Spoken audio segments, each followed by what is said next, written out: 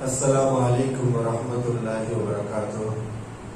Alhamdulillahi rabbil alamin. Wassalatu wassalamu ala rasulina Muhammadin wa ala alihi wa sahbihi ajma'in. எல்லாம் வல்ல அல்லாஹ்வின் நல்லடியார்களே, நபிகள் நாயகம் ஸல்லல்லாஹு அலைஹி வஸல்லம் அவர்கள் இஸ்லாமிய மார்க்கத்தை மக்களுக்கு எடுத்துச் சொன்ன நேரத்தில் ஆரம்ப கட்டத்தில் சில நபித்தோழர்கள் இஸ்லாமை ஏற்றார்கள். நபிகள் நாயகம் ஸல்லல்லாஹு அலைஹி வஸல்லம் அவர்களை ஈமான் கொண்டார்கள். அவர்களில் சாத் இப்னு அபி வக்காஸ் ரலியல்லாஹு அன்ஹு அவர்களும் ஒருவர்.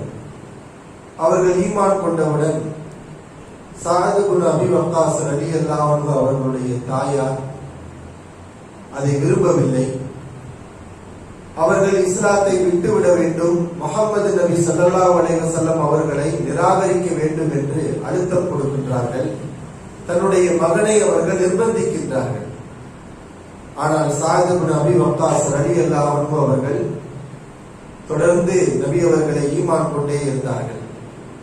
அவர்களுடைய தாயார், இனிமேல் நான் சாப்பிட மாட்டேன், இனிமேல் நான் தண்ணீர் குடிக்க மாட்டேன், நான் வெயிலில் இருந்து சிரமப்படுவேன், நீ என்றைக்கு முஹம்மது நபி ஸல்லல்லாஹு அலைஹி வஸல்லம் அவர்களுடைய மார்க்கத்தை நிராகரிக்கின்றாயோ அன்றைக்குத்தான் நான் உண்ணுவேன், குடிப்பேன், வீட்டுக்குள் வருவேன் என்று அவர்கள் தன்னுடைய மகனுக்கு இப்படிப்பட்ட நெருக்கடியை கொடுக்கின்றார்கள்.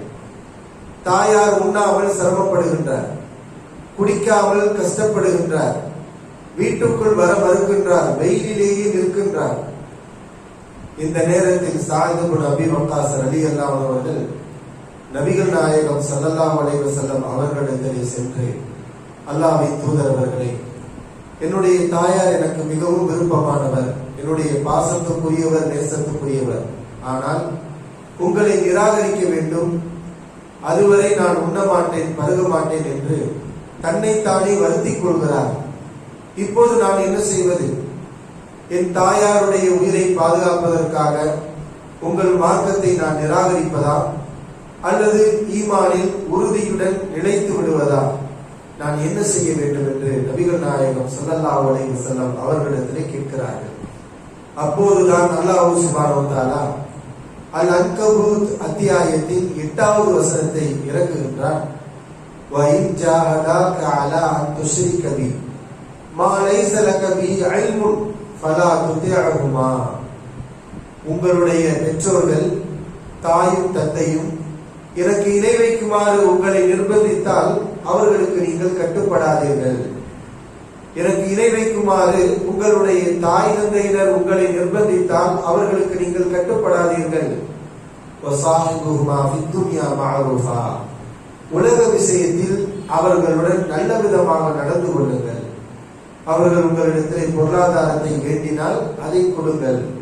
ஏதேனும் தேவையை உங்களிடத்திலே அவர்கள் வைத்தால் அந்த தேவையை நிறைவேற்றுங்கள். உலக விஷயத்தில் நல்ல விதமாக அவரிடத்தில் நடந்து கொள்ளுங்கள். ஆனால் படைத்த ரப்புல் ஆலமீனுக்கு துரோகம் செய்யுமாறு, ஷிர்க் வைக்குமாறு, இணை கற்பிக்குமாறு உங்களுடைய தாயே கூறினாலும் தந்தையே கூறினாலும் அதற்கு நீங்கள் கட்டுப்படக்கூடாது என்று அல்லாஹ் சுப்ஹானஹு வ தஆலா இந்த வசனத்தை, அல் அன்கபூத் அத்தியாயத்தின் 8வது வசனத்தை, இந்த விஷயத்தில் இந்த நபித்தோழருடைய பிரச்சனைக்காகத்தான் அல்லாஹ் ரப்பல் ஆலமீன் அருளுகின்றார்.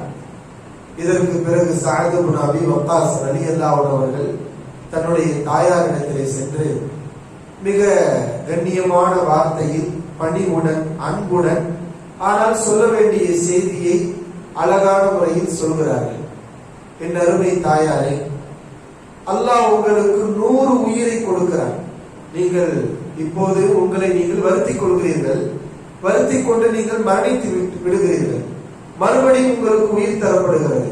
இப்படியே உங்களுக்கு மரணம் ஏற்பட்டு மறுபடியும் உயிர் கொடுக்கப்பட்டு 100 தடவை நீங்கள் உயிர் கொடுக்கப்பட்டு இப்படி நீங்கள் உங்களை நீங்களே வருத்திக் கொண்டே மரணித்தாலும் நான் நபிகள் நாயகம் ஸல்லல்லாஹு அலைஹி வஸல்லம் அவர்களுடைய மார்க்கத்தை நிராகரிக்க மாட்டேன், அதை நான் உறுதியாக நம்புவேன் என்று சொன்னார்கள். சாத் இப்னு அபி வக்காஸ் ரலியல்லாஹு அன்ஹு அவர்களுடைய உறுதியை பார்த்த அவர்களுடைய தாயார் தன்னுடைய பிடிவாதத்தை கலைத்துவிட்டு அவர்கள் இந்த முயற்சியில் தோற்று போனார்கள் என்பதை நம்மால் பார்க்க முடிகின்றது. நபி தோழர்கள் தாய்க்கு மிகப்பெரிய மரியாதை கொடுத்தார்கள், தந்தையினருக்கு மிகப்பெரிய மரியாதையை வழங்கினார்கள். ஆனால் நபிகள் நாயகம் ஸல்லல்லாஹு அலைஹி வஸல்லம் அவர்களை நிராகரிக்க சொன்னால் அந்த நேரத்தில் அவர்கள் யாருக்கும் கட்டுப்படுவதில்லை. இதை நாம் சஹாபாக்களுடைய வாழ்க்கையை நம்மால் பார்க்க முடிகின்றது. ஆக அவர்களுடைய தியாகம், அவர்களுடைய ஈமானிய உறுதியை இதிலிருந்து புரிந்து கொண்ட நாமும் இந்த மார்க்கத்திலே உறுதி உள்ளவர்களாக இருக்க வேண்டும். அப்படிப்பட்ட உறுதியை அல்லாஹ் சுப்ஹானஹு வ தஆலா நம் அனைவருக்கும் வழங்குவானாக. வாஹிரு தஅவானா அல்ஹம்துலில்லாஹி ரப்பில் ஆலமீன். அஸ்ஸலாமு அலைக்கும் வரஹ்மத்துல்லாஹி வபரகாத்துஹு.